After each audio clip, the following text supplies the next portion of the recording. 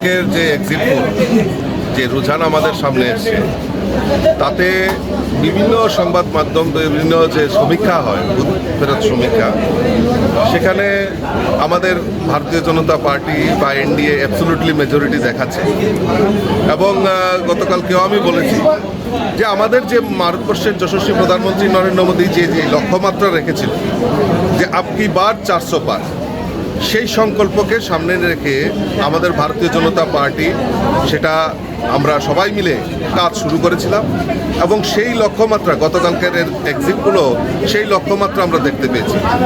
কোনো যে সমীক্ষা সেখানে 350, 360, 370 দেখানো হয়েছে, কিন্তু আমি মনে করি 4 তারিখ আস্তে আস্তে সেটা 400 পার হয়ে যাবে। কারণ ভারতবর্ষের মানুষ মোদিজির যে গ্যারান্টি, বিকশিত ভারতের যে গ্যারান্টি, মোদিজির উপর আস্থা রেখেছে এবং সেই সংকল্পেই মানুষ ভোটদান করেছে। আশা করি 400 পার যে সংকল্প সেটা বাস্তবের দিকে এগিয়ে যাচ্ছে। বিরোধীরা বলছে যে এক্সিট পোলটা মানে টাকার বিনিময়ে, সেই বিষয়টা আপনি কি বলবেন? এক্সিট পোল টাকার বিনিময়ে করা সেটা দুধ কা দুধ পানি কা পানি হয়ে যাবে। কিসের ভিত্তিতে তারা নির্বাচন করেছে? তাদের ইস্যু কি?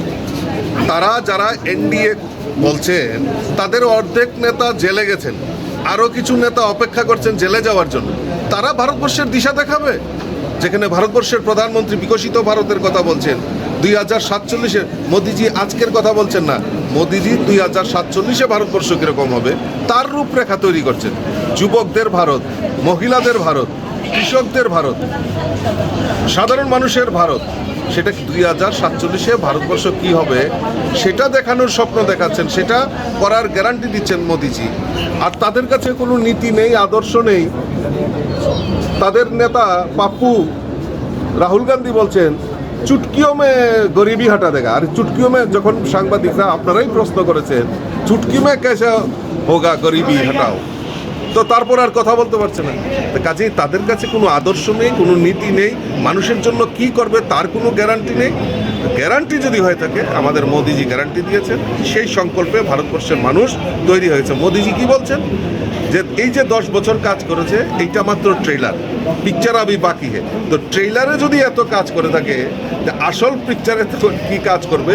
আমি মনে করি এই বিকশিত ভারতের কথা যে মোদিজি বলছেন তার যে গ্যারান্টি নিয়েছেন তাতে মানুষ পূর্ণ আস্থা রেখেছে এবং 4 তারিখের পর দুধ কা দুধ পানি কা পানি। ত্রিপুরা বিজেপি কি 4 তারিখের জন্য প্রস্তুত? একদম পুরা প্রস্তুত।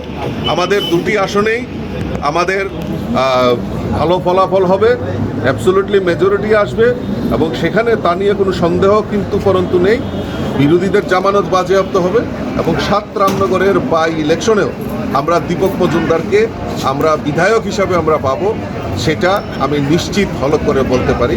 এবং যারা বিরোধী তাদের মুখে ঝামা ঘষে দেবে ত্রিপুরা রাজ্যের মানুষ, তাদেরকে উচিত শিক্ষা দিয়েছে।